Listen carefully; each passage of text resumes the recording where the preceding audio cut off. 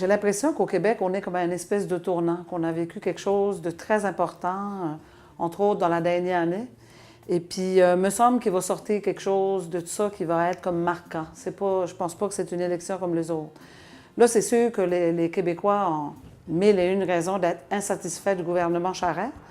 Mais dans cette campagne-ci, moi, j'aimerais qu'on dépasse ça. J'aimerais qu'on y aille plus loin que la peur que nous inspire tout simplement le gouvernement Charest.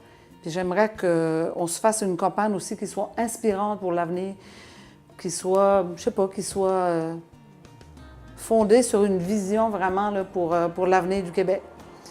Puis je trouve que Québec solidaire apporte vraiment quelque chose de rafraîchissant dans le paysage, vraiment quelque chose de différent.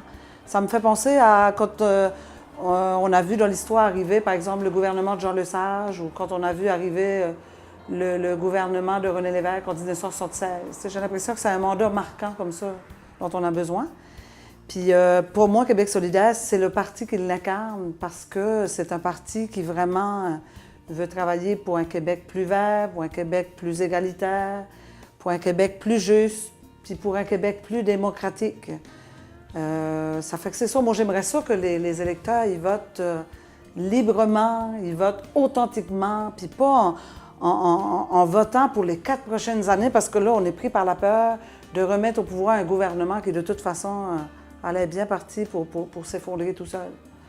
Fait que j'aimerais bien avoir un rôle dans ce nouveau Québec-là, hein? Puis j'aimerais bien être le député qui va représenter les Madelinots dans cette nouvelle Assemblée nationale.